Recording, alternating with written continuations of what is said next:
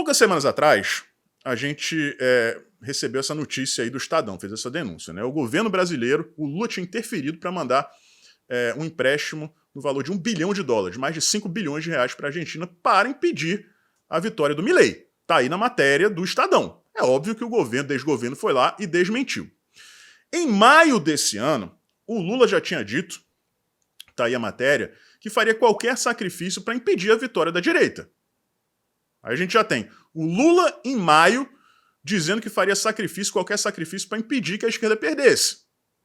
Aí agora, poucas semanas atrás, em outubro, vem a notícia de que ele mandou 5 bilhões de reais para ajudar a Argentina a impedir que o Milei vencesse as eleições.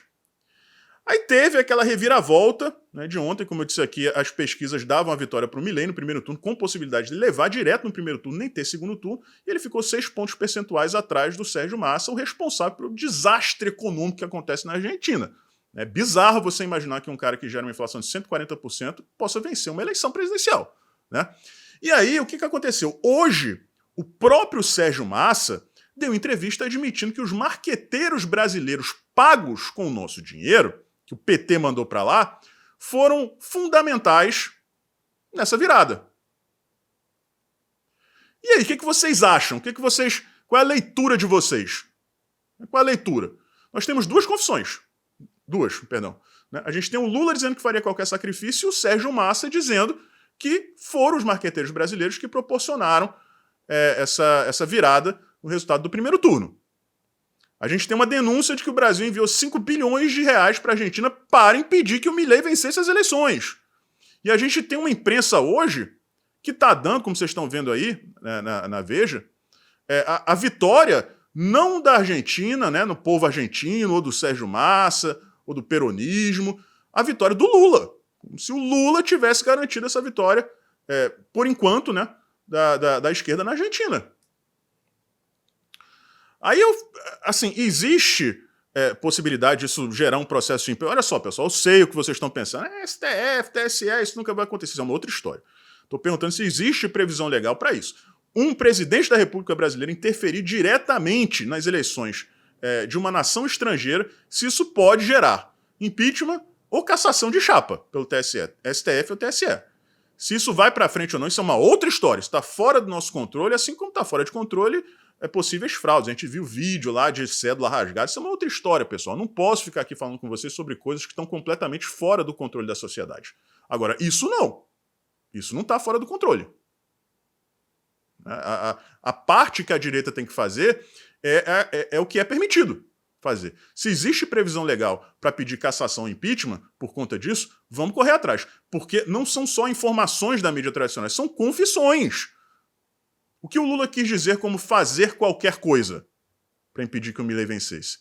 Como foram usados esses 5 bilhões de reais, sendo que estão tirando milhões de famílias do Bolsa Família, cortando financiamento de bolsa, né, de vários CAPs, né, cortando orçamento da saúde. Enquanto isso, manda 5 bilhões para a Argentina. Assim, gente, é uma várzea do caramba. A gente sabe que o Brasil é uma várzea. Durante 4 anos, acusaram Jair Bolsonaro de tentar aparelhar, de tentar interferir no funcionamento da Polícia Federal. Vamos explicar uma coisinha aqui para os esquerdistas, né? Que eles até podem usar como trunfo daqui para frente, mas não importa. O que importa é a verdade, né? A Polícia Federal está subordinada ao Ministério da Justiça. Tá? Isso não quer dizer que o ministro da Justiça possa fazer uso da Polícia Federal, né, ao seu bel prazer, como o Flávio Dino faz. Mas medidas administrativas podem sim ser tomadas. No caso do Jair Bolsonaro, quando ele tentou indicar o Alexandre Ramagem para a diretoria-geral, não permitiram. Por quê? Porque havia alegação de que ele ia querer relatórios de inteligência da Polícia Federal, que o Alexandre Ramagem era muito próximo à família, porque tinha feito a segurança da família Bolsonaro durante a campanha de 2018. Né? O serviço de inteligência como um todo, pessoal, existe para isso, para produzir relatórios que auxiliem o presidente da República em seu processo decisório. Por que eu falo isso? Porque a Polícia Federal é parte do SISBIN, Sistema Brasileiro de Inteligência, que é comandado pela ABIN. Está na lei de criação, tanto do SISBIN quanto da ABIN. Então, essa loucura, né, que estão fazendo aí com com a BIM, dizendo que o Bolsonaro interferiu, usou para perseguir pessoas. Isso é de um surrealismo, né, que deixaria Salvador Dalí com vergonha alheia. Tá? Agora, o que o Flávio Dino faz é completamente diferente. O Flávio Dino usa a Polícia Federal para perseguições pessoais. Aí sim existe interferência. Aí sim existe aparelhamento. Estão entendendo? Agora, o cara sugerir que o Tarcísio, a campanha do Tarcísio de Freitas, obviamente ele estaria envolvido nisso, né? Durante a campanha ali, da primeiro para o segundo turno para o governo de São Paulo, teria forjado um tiroteio, vejam só, forjado um tiroteio para se favorecer, assim, vai muito além da minha capacidade de vislumbrar a capacidade da esquerda de ser criativo. Porque é muita loucura você imaginar que vão forjar um tiroteio com balas de verdade, correndo o risco da própria equipe tomar tiro. Polícia Civil investigou. Gente, era um conflito entre facções criminosas que esse conflito não tinha nada a ver com o Tarcísio, com a presença do Tarcísio lá. Isso já foi divulgado. Né? Não foi assim, vamos fazer um tiroteio aqui porque o Tarcísio, o candidato do Bolsonaro, está ali. Não. Isso já foi explicado à época. Já foi explicado. Então, a ideia do Flávio Dino, da Polícia Federal do Flávio Dino, é chegar, né, a alguma informação de que aquilo foi articulado pela campanha do Tarcísio. E o tanto de coisa que a gente vê acontecendo ultimamente com o uso da Polícia Federal é de dar muito nojo, porque a própria investigação já serve como prova. Não sei se vocês já perceberam isso. Para a imprensa tradicional, é mais ou menos assim. Polícia Federal começa a investigar X. Fato X. Né? Aquilo ali precede o resultado da investigação, precede a produção de provas, né? O resultado da investigação, abertura ou não de um processo, julgamento, sentença. Com o início de uma investigação orientada pelo Flávio Dino, repito aqui pela milésima vez se for necessário, fazendo uso pessoal da Polícia Federal, é tido pela imprensa brasileira como indício de crime.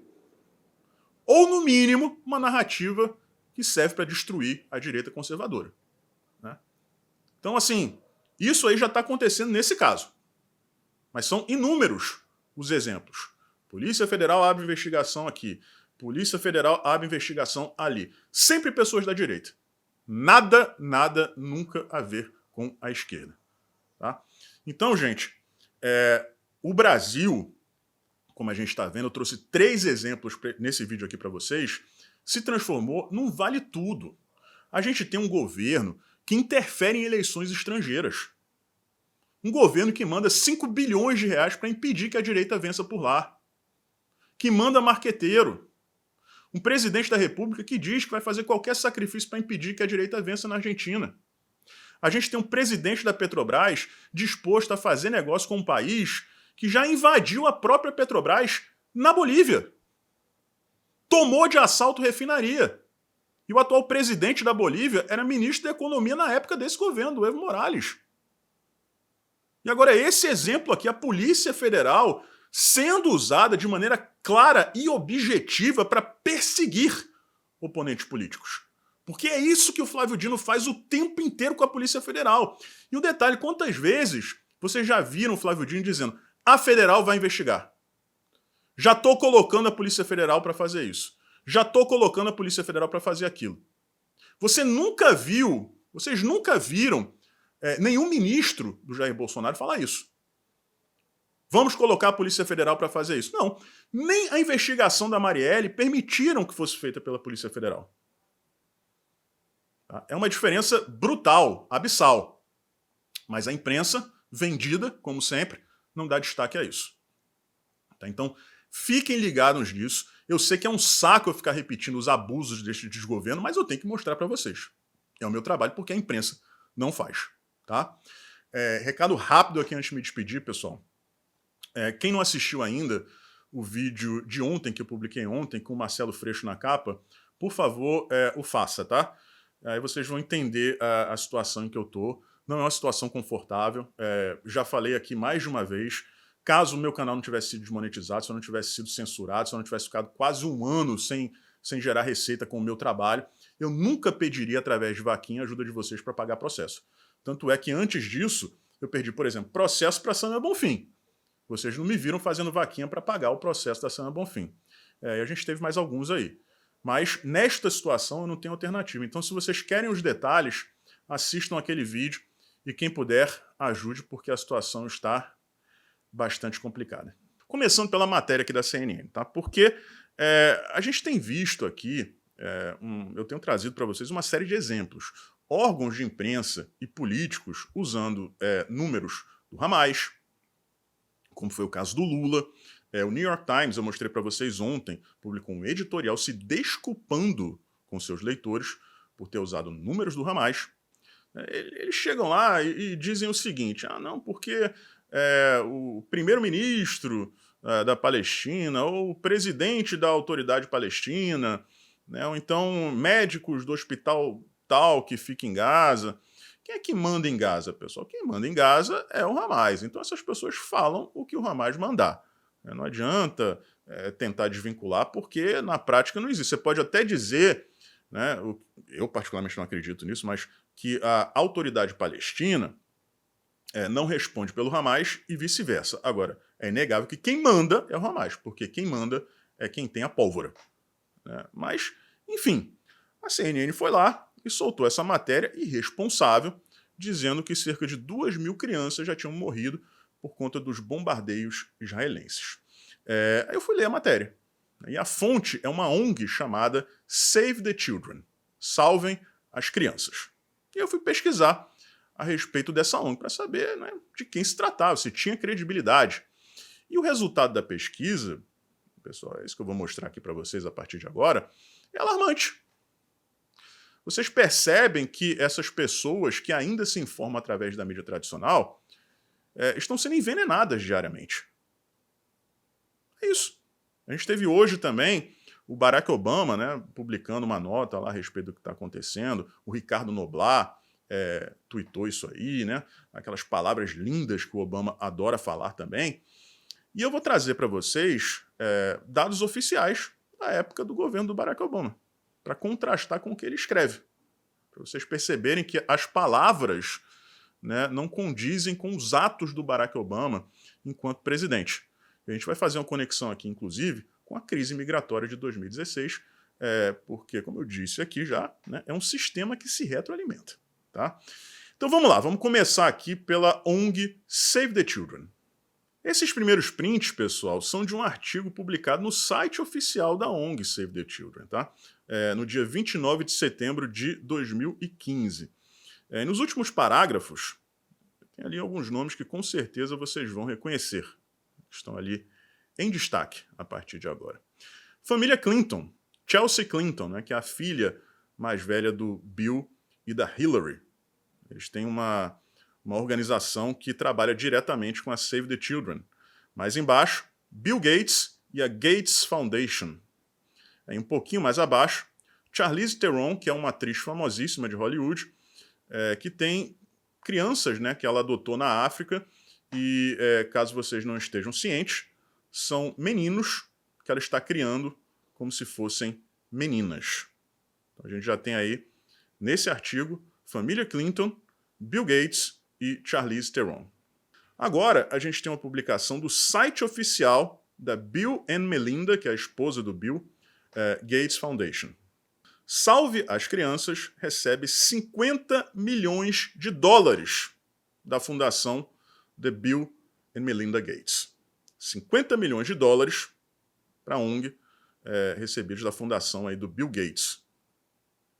Aí, uma segunda doação, essa de 2002. Save the Children recebe 1 milhão da fundação do Bill Gates. Agora, pessoal, dados de um site que monitora organizações não governamentais. Aí ele está falando sobre a Save the Children. A data é 20 de dezembro de 2021.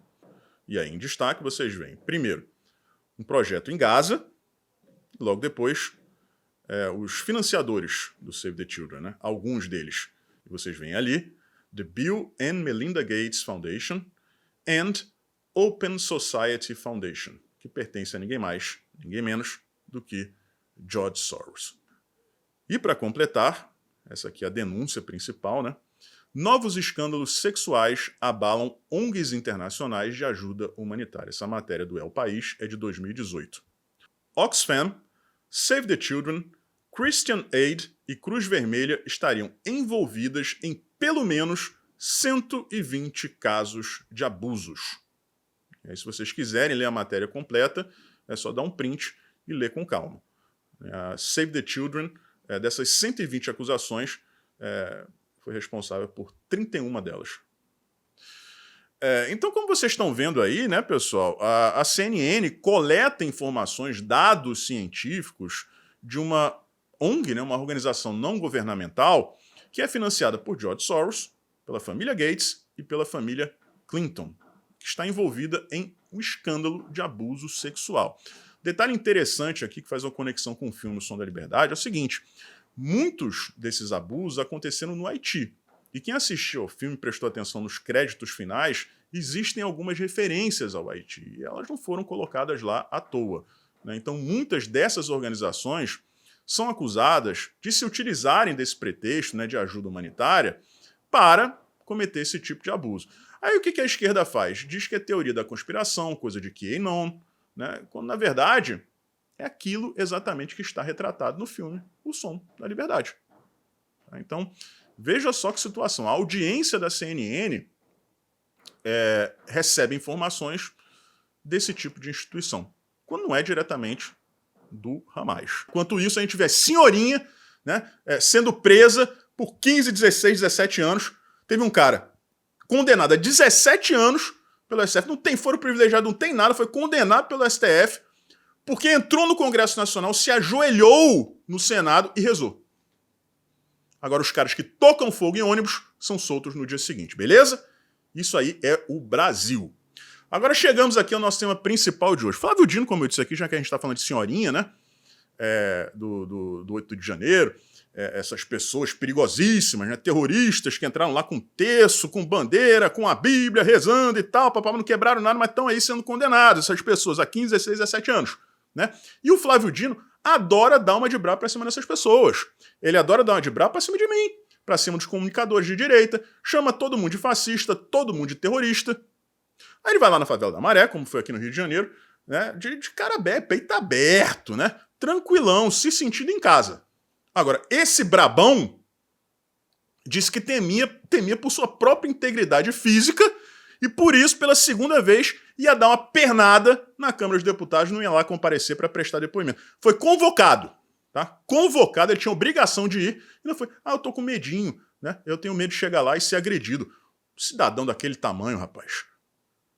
Cidadão daquele tamanho, um urso polar daquele, vai ter medo de quem? Do Nicolas? Garoto magrinho? Pô, tá de sacanagem. Vai ter medo de quem? Da Júlia Zanata? Da mulher? Pô, o cara, o Flávio Dino, se juntar 5 parlamentares da direita, não dá um Flávio Dino. E o cara tá com medo. Porra, gente. Assim, a gente sabe que o que ele tá falando é mentira, que ele não tem medo nenhum de ir na Câmara dos Deputados. Ele é um cara debochado. Ele já foi mais de uma vez. Só que das outras vezes, né, ele tratou todo mundo com desprezo, levou na base da zoeira, da brincadeira, do sarcasmo, da ironia. Desrespeitou todo mundo, né? Mentiu pra burro, fazia uma pergunta, ele vinha cheio de sarcasmo, né, dando aquelas carcadas dele, né, que geram um monte de memes. Um desses memes foi a parada do Vingador, do Incrível Hulk. Agora, ele teria que falar sério. E é por isso que ele não vai. Agora, como esse país virou uma bagunça, uma zona, não dá em nada. A gente viu, como mostrei para vocês no primeiro vídeo de hoje, o Barroso dizendo que agora o executivo voltou a ter o seu tamanho natural. Qual o tamanho natural do executivo, o Barroso? Se submeter ao STF, é isso que você está sugerindo? O tamanho do executivo é esse aí agora, que é aceitar de bico calado tudo que o STF fala. Né? E ele próprio chegar e dizer assim, não, agora a gente está vivendo aí uma ascensão política do STF. Sim, está lá escrito na Constituição. Né? Atuação político-partidária, impeachment de ministro da STF. E o cara fala com todas as letras, cheio de orgulho, com a boca cheia, que é uma ascensão política de um órgão que não pode ser político. É o cara que mais desrespeita a democracia no Brasil. Democracia é eleição direta. Ele está dizendo que vive uma ascensão política sem nunca ter recebido um voto. Então vocês veem, pessoal, que o Brasil acabou. Acabou. Pacheco deu uma de golfinho, deu aquele pulinho, né? Aí já se escondeu de novo. Já se escondeu de novo. Ia tocar a questão da PEC, né? Que limitava os poderes do STF, rapidinho, né? Da celeridade. Aí já disse que não. Vamos dar aquela segurada, né? Aí essa semana estava se reunindo com o Alexandre de Moraes, com o Gilmar Mendes, né? E pronto, já regou. Já regou, já amarelou. Bonecão de posto voltou a ser bonecão de posto. O banana de sempre. Por quê? Porque o STF se agiganta. Por isso que o Barroso diz que o Executivo voltou a ter o seu tamanho natural. Porque para o Barroso e para todo mundo do STF, o tamanho natural do Executivo é desse tamanho aqui. Assim como é o do Congresso Nacional. O Brasil é uma zona, galera. O Brasil é uma zona. É uma nau desgovernada. Desgovernada não. Governada, né? Por um bando de aloprado. Que são os petistas. Tá aí o resultado.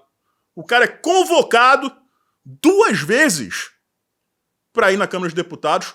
Não vai um galalau daquele de meia tonelada dizendo que tem medinho dos deputados. Primeiro vou trazer para vocês algumas informações novas deste mandato dele.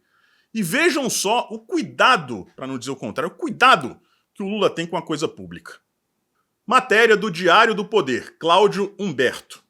Tem custado muito esforço do pagador de impostos bancar os egos e os custos do casal presidencial na residência do Palácio da Alvorada. Somente o consumo de água e luz da dupla e companhia custou mais de R$1 milhão aos brasileiros este ano.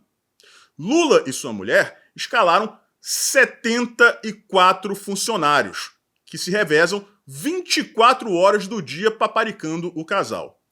As extravagâncias incluem 11 motoristas para 8 carros, as pones, é uma gíria ali para assessor de porra nenhuma, né? Assessor que não faz nada da vida. Chefe de cozinha, garçom, camareiras, fisioterapeuta e diversos outros. A coluna acionou a Lei de Acesso à Informação para ter acesso às contas de luz do Alvorada no primeiro semestre, totalizando R$589 mil. O consumo de água do casal presidencial e funcionários do Palácio da Alvorada fechou em R$418 mil de janeiro a setembro. R$1 milhãozinho, luz e água para o casal. Lula e Esbanja. 74 funcionários. 11, vejam bem, são 2 pessoas.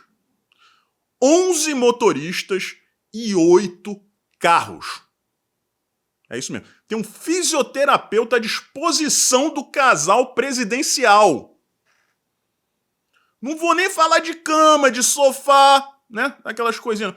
Esse é o cuidado que o Lula tem com o erário. Ou seja, zero. Mas já que o assunto é joia, né? Vamos refrescar a memória da esquerda aqui um pouquinho? Matéria de 10 de março de 2023 do Poder 360. O presidente Luiz Inácio Lula da Silva recebeu 9.037 itens nos seus primeiros 2 mandatos, entre 2003 e 2010. Tudo foi retirado em 11 containers, armazenados por 5 anos, prestem atenção, com o custo de R$1.300.000 pago pela empreiteira OAS. Não foi com dinheiro público, não. Mais ou menos, né? Qual terá sido a contrapartida da OAS, acho que a gente sabe, né? O TCU analisou em 2016 parte desse acervo, composto por 568 itens recebidos nos seus 2 primeiros mandatos. Apenas, prestem atenção novamente, em visitas oficiais dos chefes de Estado. Do montante analisado, o petista incorporou 559 itens ao seu acervo pessoal. 559 itens, tá? Segundo dados do Gabinete Pessoal da Presidência de 2016, cedidos para o relatório do TCU e aprovado no plenário da Corte em 31 de agosto de 2016. Galera, 500 e poucos presentes. 11 containers. 11 containers. Um container desses, né, que é usado para mudança, tem 12 metros de comprimento. 12 metros. Só num desse aí, já dá para colocar ali, né, apertando aqui, apertando ali, esses 500 e poucos presentes, tá? Estão faltando 10. Mas para vocês terem uma noção, né, do tamanho da hipocrisia do Lula, do PT, da esquerda, eu fiz umas ilustrações aqui para vocês. Seguinte, o comprimento total do gramado do Maracanã, de linha de fundo a linha de fundo, é de 105 metros. Como eu disse aqui para vocês, cada container desse, que o Lula tirou de lá, foram 11, né, tem 12 metros de comprimento. Se você enfileirar 9 desses containers, que número sugestivo, né? Não cabe no gramado do Maracanã. Se der aquela apertadinha, né, entorta um pouquinho para um lado, entorta um pouquinho para o outro, cabem 9. Né? Ainda ficam faltando 2. Então, vejam bem, o Lula saiu do Alvorada com 11 containers, que se você enfileirar, não cabem no gramado do Maracanã. Aí é essa turma que enche a boca, né, nas redes sociais, pessoalmente, onde quer que seja, mas é Bolsonaro ladrão de joia. Outro esclarecimento aqui. Pessoal, a lei é muito clara, a lei é claríssima. Itens personalíssimos são de propriedade do chefe de Estado. O príncipe saudita disse: as joias foram feitas especialmente para Bolsonaro e sua família. Quando é assim, pertence ao presidente da República. Mas eles precisavam de alguma coisa, galera. Eles precisavam. E estão aí, né, tirando leite dessa teta há quanto tempo? Porque não tem mais nada para falar do cara. Agora vamos lá, vamos falar lá de fora. Porque o Lula, galera, chegou e disse o seguinte: o que está acontecendo no Oriente Médio é um genocídio. Você pode parar assim e pensar, ok, de repente ele está falando contra os judeus, o que seria a coisa certa a se falar. Mas é um cara que vem defendendo a Palestina, né, não de maneira objetiva, né, mas de maneira meio subjetiva ali, mas claro, ao mesmo tempo está defendendo o Hamas. Um cara que diz, que acha, né, que você fazer um acordo de boca com um grupo terrorista como o Hamas, os caras vão obedecer, né, não dá para levar a sério. Aí você começa a ligar os pontos. Ele usou o número de 2.000 crianças mortas. Tá? 2.000 crianças mortas, pessoal, foi o número fornecido pela ONG Save the Children, que eu denunciei para vocês anteontem, aliás, ontem, que é praticamente uma organização criminosa. É uma ONG, né, que supostamente, alegadamente, ajuda pessoas, né, em especial crianças, como o próprio nome da ONG diz, né, salvem as crianças, mas que está envolvida, dentre outras coisas, em um escândalo sexual. Existe, inclusive, referência a esse escândalo no filme O Som da Liberdade, como eu falei no vídeo de ontem. Aí o Lula vai lá e usa os dados fornecidos por essa ONG, com ligações com Bill Clinton, Hillary Clinton, Bill Gates, George Soros, Charlize Theron. Ele usa essa ONG como referência para usar números aleatórios contra Israel, chamar Israel de um Estado genocida. É um louco, é um psicopata irresponsável. Era melhor para a esquerda quando ele estava em casa. Na casa das emas. Na verdade, escondido, sem falar bobagem. Porque toda vez que ele abre a boca, é isso. Aí, para piorar, vem o chanceler dele e fica do lado da ONU, na questão que eu mostrei para vocês no primeiro vídeo de hoje. Porque o que aconteceu? O secretário-geral da ONU, o Guterres, disse que o ataque terrorista do Hamas não foi uma coisa pontual, não foi algo que aconteceu do dia para a noite. É um acúmulo de questões que acabaram eclodindo. Né? Ele meio que está transferindo a culpa. Ele está dizendo que o povo palestino foi oprimido durante muito tempo e chegou naquele dia ali, né, eles resolveram se vingar. Né? Seria uma reação. Ele está dizendo que não é Israel que está reagindo, ele está dizendo, afirmando, com todas as letras, né, o secretário-geral da ONU, que o Hamas é que reagiu. E aí o chanceler do Lula foi lá e ficou do lado desse cara. Ficou do lado desse cara. Mas a coisa boa é que o líder da oposição de Israel destruiu um dos principais argumentos da esquerda no mundo inteiro, que é o quê? Dizer que a culpa é do Benjamin Netanyahu, que eles chamam de extrema-direita. Tudo que não é esquerda para eles é extrema-direita. Por quê? Eles querem jogar a direita para a extrema e abrir caminho para a direita permitida, que não é direita. Aqui no Brasil, por exemplo, MBL, Partido Novo, como fazia o PSDB antigamente, do Fernando Henrique Cardoso, do Aécio Neves. É isso que eles querem fazer, né? E aí, pessoal, ele vai lá e eles estão soltando essa o tempo inteiro. A culpa é do Bibi porque ele é de extrema direita, é um governo extremista e tal. O líder da oposição contra o Netanyahu disse que a extrema esquerda mundial é antissemita. Ou seja, ele está defendendo o seu opositor, o Benjamin Netanyahu, contra essas pessoas, como Lula, que são sim antissemitas. Pelo menos é isso que deixa transparecer as palavras, né? As declarações. Esse cara da ONU não tem nem discussão. Se o chanceler do Brasil está de acordo, né, e ele representa o Lula, também. Então acabou a narrativa. Ah, não, a culpa é porque o governo de Israel é de extrema direita. Não, porque o líder da oposição está do lado do Netanyahu.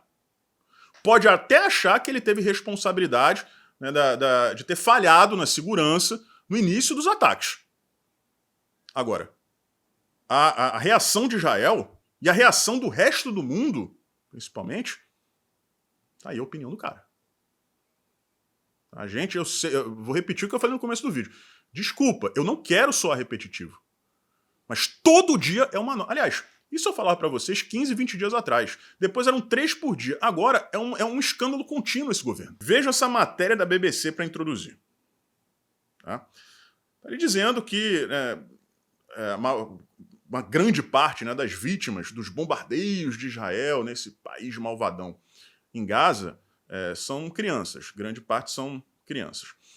E a gente não duvida disso. Apesar da gente entender que a maior responsabilidade disso é do próprio Hamas, que impede que os palestinos deixem o norte de Gaza e se dirijam ao sul, à fronteira com o Egito, que por sua vez não permite que os refugiados entrem. São todos rejeitados, porque eles sabem, como eu já falei várias vezes aqui no canal, que junto com os palestinos vem o Hamas. Israel disse que ia começar a incursão terrestre 11 dias atrás. 11 dias atrás. Aliás, 11 dias atrás era o dia que começaria a incursão. Com 11 dias de atraso é que eles estão começando. Hoje. O Hamas teve 11 dias para proteger sua população de civis. Mas como eles usam os civis como escudos, continuam lá. Tá? Mas o detalhe é o seguinte, pessoal. A fonte de informação da BBC são autoridades palestinas. E vejam bem, a discussão sobre o Hamas representar a Palestina ou não, né, o povo palestino ou não, é super válida. Tem gente que diz que se confundem. Existem pessoas que dizem que não. Agora, uma coisa é certa e ninguém pode negar. Quem manda em Gaza é o Hamas. A única autoridade que existe em Gaza se chama Hamas. Ninguém fala nada em Gaza sem que o Hamas concorde, autorize. Então, na prática, a BBC está divulgando informações, dados extraoficiosos provenientes de quem? Do Hamas, de um grupo terrorista. Tem gente que não consegue ou se nega a compreender isso aí. Insiste nessa história, não, foram autoridades palestinas, não foram Hamas. Vou repetir, você pode até dizer que o Hamas não representa os palestinos. Agora, é inegável que os palestinos estão sob uma ditadura. Quem manda é o Hamas. E detalhe, eles foram eleitos, tá? Teve eleição em 2021. Beleza? Agora é o seguinte, no meio dessa turbulência toda, nesse vulcão em erupção, a ONU achou que era uma boa ideia reviver um caso de 2022. O que aconteceu? Durante um combate na Cisjordânia, uma jornalista da Al Jazeera foi atingida e morreu. Tem gente que fala Al Jazeera, tem gente que fala Al Jazeera. Eu prefiro falar Al Jazeera porque eu já vi árabe falando assim, tá? Então, perdão aí aos que discordarem. A jornalista tomou um tiro e morreu. Tá? Ela estava em um cenário de guerra. Todo jornalista sabe o risco que corre quando está numa situação como essa. É uma escolha pessoal. E, infelizmente, ela veio a óbito. Tá? Não estou dizendo que eu estou feliz, óbvio que eu lamento a morte dela. Estava fazendo seu trabalho ciente dos riscos e pagou um preço alto por isso, que ninguém deveria pagar. Né? Isso foi em 2022. Agora, no meio dessa guerra, vem a ONU e diz que conseguiu identificar o comandante do exército de Israel responsável pelo lado israelense naquela batalha. Vejam só o nível de prioridade da ONU. Neste momento, depois de Israel ser atacado por um grupo terrorista, ter bebês decapitados, mulheres violentadas, reféns a rodo, a ONU acha que é uma boa ideia, né, jogar álcool na fogueira, dizendo que identificou um militar israelense que seria, né, nas entrelinhas ali, a maneira como eles falam, responsável pela morte dessa jornalista da Al Jazeera. Aí vocês perguntam, Ed, mas qual é o problema? O que você está trazendo? Você fez um carnaval na introdução do vídeo, né? Cadê? O que tem de errado nessa história? Aí eu pergunto para vocês. Vocês sabem quem banca a Al Jazeera? Eu vou explicar tudo para vocês agora. Tá? Quem banca é o governo do Catar. Pô, Ed, mas não tem problema nenhum. Teve até Copa do Mundo no Catar. Quem manda por lá é a mesma família, Al Thani, há mais de 200 anos. Então, é uma monarquia forçosa, né, que começou através, aí sim, de uma tomada de poder e permanece até hoje. Não existe eleição, portanto, não existe nenhum resquício de democracia. Começa assim, tá? E quem banca a Al Jazeera, a dona, é essa família. E é lá no Catar, pessoal, que hoje se encontra o líder do Hamas. O principal líder do Hamas e alguns, né, do segundo escalão moram no Catar, sob a proteção desta família. O governo americano deu um ultimato ao governo do Catar. Disse, ou vocês entregam o líder do Hamas, ou então vocês vão sofrer as consequências. E não vão entregar. O Catar, o dono da Al Jazeera, oficialmente, tá? Não existe aqui suposição nem alegação, não, é oficialmente o dono da Al Jazeera,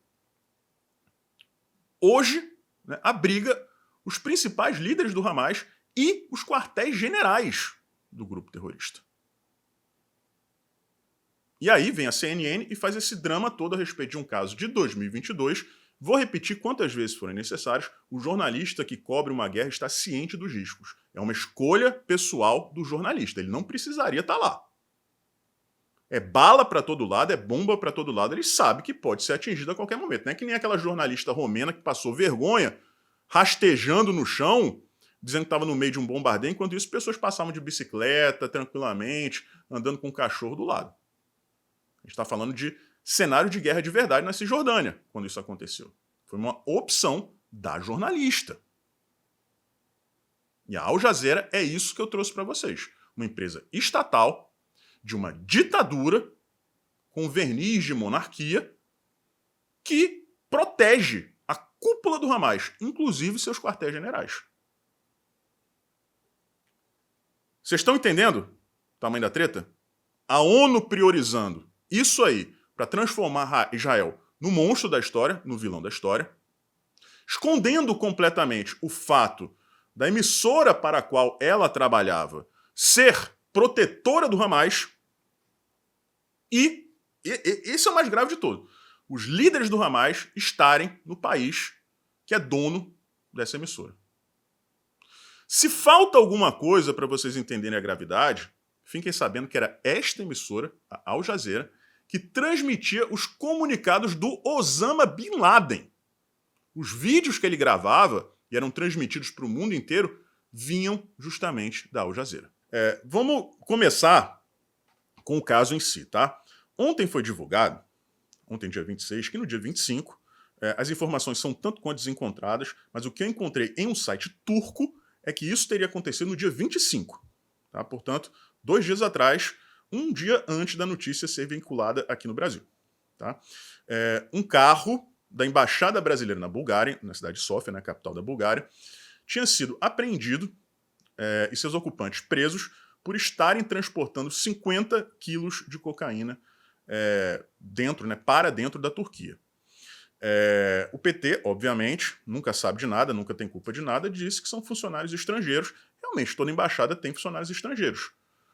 Agora, me causa muita estranheza que um funcionário estrangeiro de uma embaixada brasileira possa pegar um veículo, né, um carro da missão diplomática do Brasil e ir até a Turquia sem o conhecimento de ninguém. O mínimo que o PT teria que fazer seria apurar em qual missão esse cara estava. Porque ele não pega um estrangeiro, né, trabalhando numa embaixada brasileira, não pega o carro na hora que quer e se mete para a Turquia. Né? Mas o PT é assim, é tudo para debaixo do tapete. Né? Vamos esconder tudo aqui. Existem alguns pontos aí que tem que ser levados em consideração. Primeiro, o Erdogan, a gente já vem falando sobre ele bastante por conta das declarações horrorosas dele a respeito de Israel, é parça do Lula. Então, ele pode ali dar um jeitinho de dar aquela de chavada no escândalo. Por outro lado, as leis turcas são muito pesadas contra o tráfico de drogas. Tá? Se bobear, tem até pena de morte. Prisão perpétua, fato. Fato. Tá? Agora, tudo que envolve o PT é feito de uma maneira muito simplista e simplória. Vamos livrar a cara dos que têm poder e vamos largar os outros lá, eles que se ferrem. Então, é muito provável que não haja nenhuma investigação para apurar a responsabilidade de diplomatas brasileiros nessa história, não estou acusando ninguém de nada, e que esses caras aí acabem pagando o pato. Né? Óbvio que eles têm culpa, mas talvez existam outras pessoas acima dessas pessoas aí que foram pegas também com culpa no cartório. Agora, a coincidência é a seguinte, tá? No mesmo dia em que as publicações turcas dizem que a apreensão foi feita, a embaixadora brasileira na Bulgária, de onde saiu o carro, foi nomeada embaixadora do Brasil na Suécia. No mesmo dia em que um carro da missão diplomática brasileira da Bulgária é pego com 50 quilos de cocaína na Turquia, a embaixadora brasileira na Bulgária é nomeada embaixadora na Suécia. Seguinte, esse processo de transferência dura meses. Tá? Não foi assim, pegaram o carro com cocaína, então, pega aí, vamos pegar essa embaixadora aqui e vamos transferir ela para outro lugar. Não, não é assim que as coisas funcionam. Isso aí deve estar rolando desde o começo do ano, há um bom tempo. Essa embaixadora é um tanto quanto lacradora, né? Ela gosta de reclamar de questões também de misoginia, disse que o Lula não estava cumprindo suas promessas, não estava dando, né, cargos importantes no Itamaraty para mulheres, isso há pouco tempo atrás. Mas o fato é que esse processo realmente demora alguns meses. Tem que passar por uma série de etapas ali. Agora, no mesmo dia em que o carro é apreendido com 50 quilos de cocaína, a nomeação é concretizada, está aí o documento em tela inteira, né, com assinatura digital, tem que ser digital porque ele não deve saber escrever, do presidente da República, para mim é uma coincidência meio, né, tsunâmica. Vejam só, réu primário por tráfico, regime aberto. Basta não fazer parte de nenhuma organização criminosa, do PCC, do Comando Vermelho. Mas será que tem como você se desvencilhar disso aí? Convencer o juízo de que você não faz parte? Foi um trabalho, né, um freelance. Não, olha só, eu não tenho ligação com o PCC, com o Comando Vermelho, nada disso não. Foi só um dia que eu estava passando necessidade, precisava de um dinheirinho extra, aí eles me deram lá aqueles pacotinhos, eu fui lá, levei, mas eu não faço parte da organização, não tem carteira assinada, não tem CLT, não tem nada aqui, ó. Beleza, regime aberto.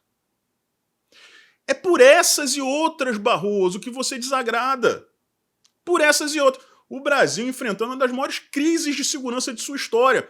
E vocês decidem que o réu primário, por tráfico de drogas, começa a cumprir sua pena em regime aberto. Não é para isso que você está aí. Não é para isso. É por conta de decisões como essas também que o Brasil não tem jeito. É enxugar gelo. A polícia recebe mal, ganha mal. Ela é desprezada por boa parte da da população e por quase a totalidade da imprensa. O cara já sai de casa sabendo que vai ficar recebendo olhada torta e sorriso amarelo. Colocando o dele na reta, né, sabendo que pode morrer a qualquer momento, né, e se matar antes, vai ter processo administrativo disciplinar, pode perder o emprego, pode parar na cadeia. E se ele prende o traficante, que é réu primário, o cara nem fica preso na cela. É regime aberto. Não tem como um país desse dar certo. Enquanto o Flávio... Vejam só, o Flávio Dino, para agradar, né? Para agradar. Diz que tem que acabar com saidinha, né? Com regime de progressão e tal. Ele nunca foi a favor disso. Está sendo metralhado, por isso que ele está, né, acuado. Até o Flávio Dino dizendo isso, aí o STF vai lá e solta uma dessa. É impossível o Brasil dar certo enquanto existir essa política bandidólatra. Esse tesão, essa tara por bandido que existe no Brasil. Aí, essa é do STF. Agora, a outra notícia que eu prometi para vocês. O Lula vai lá e diz que não quer as Forças Armadas brigando com bandido na favela. Ele teve a pachorra de dizer que a intervenção de 2018 não deu certo. Tu tava preso, Lula! 2018 tu tava preso, como é que tu sabe se deu certo ou não? A única coisa que tu conhecia era a cela da Polícia Federal e a marmita que tu recebia de vez em quando. E o jogo do Corinthians que tu assistia na televisão, colocaram pra você. Como é que você sabe se deu certo ou não? Uma intervenção federal, pessoal, como essa, ela tem um objetivo primário, né, de interromper o que está acontecendo naquele momento. E isso aconteceu. Eu sou do Rio de Janeiro. Você andava em qualquer lugar, tranquilamente, sem medo de nada. Os índices de criminalidade despencaram no Rio de Janeiro. Se existisse uma política de segurança pública que permitisse o combate, o enfrentamento, não apenas a prevenção, teria funcionado muito mais.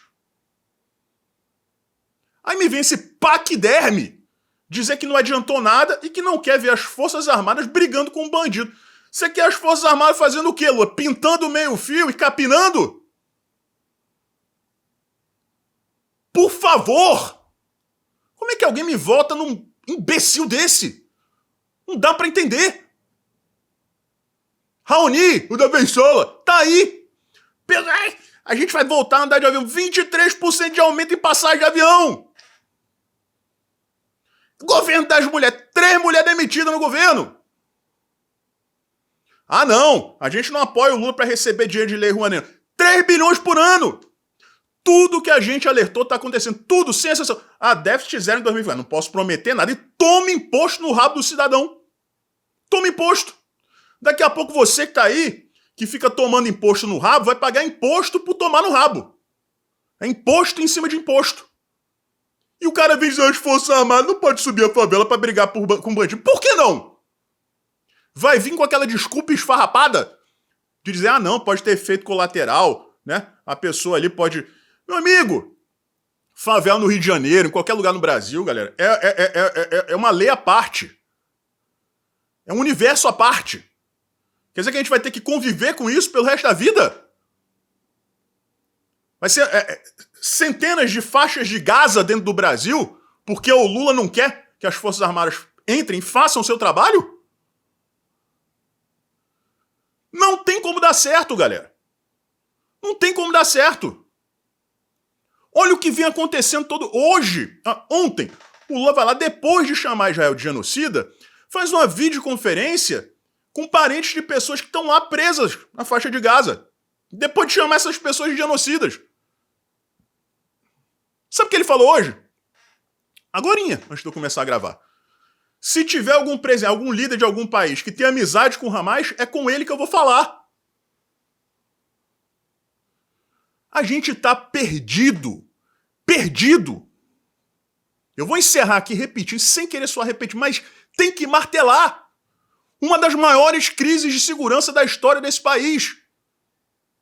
O Lula não quer combater o tráfico nas favelas. Não quer! Enquanto o governador aqui do Rio está combatendo os milicianos, que são mais fáceis de serem combatidos porque eles não estão no topo da favela, que é muito mais, o acesso é muito mais difícil, você sabe o que vai acontecer? Não estou dizendo com isso que era para deixar os milicianos, não. Agora, Não adianta você chegar lá, eliminar o miliciano de determinada área e permitir que o tráfico ocupe. E é isso que está acontecendo. O Comando Vermelho está avançando em todas as regiões em que a milícia está sendo enfraquecida. Tem que eliminar tudo.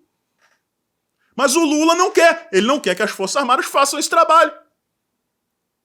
E me vem o STF e diz isso. Ah, não. Réu primário de tráfico de droga, basta não ter ligação com o PCC, com o Comando Vermelho. É regime aberto. O maior problema do Brasil, né? O pior resultado desse regime bandidólatra, desse Código Penal que é um queijo suíço, uma mãe para vagabundo, é a noção da impunidade. A sensação da impunidade. Por isso que a cadeia vive cheia. Ah, mas a cadeia no Brasil vive cheia. É um absurdo. Vive cheia porque tem rodízio.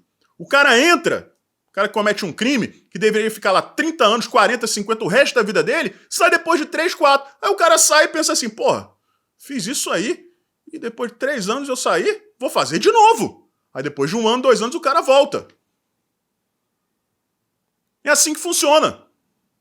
Aí um cara desse, réu primário, vai preso, né, por tráfico de droga. Ah, não. Regime aberto. O cara vai chegar, pô, maluco, tá de sacanagem, é assim? O que vocês acham que esse cara vai fazer? Vai virar Uber? Vai trabalhar de caixa do supermercado? Vai vender balinha no sinal? Vai voltar. O índice de reincidência vai ser absurdo. E quem se ferra não é o ministro do STF. Esse tem segurança 24 horas, armada, até o dia de morrer, depois de deixar o tribunal. Quem se ferra é a gente, é você que tá assistindo, eu que tô aqui. E o idiota que votou no Lula. Ó, devolve pros dinossauros. Devolve pros dinossauros. Que nem os índios, nem o Raoni vai querer essa porcaria de volta. Forte abraço, a gente se vê por aí.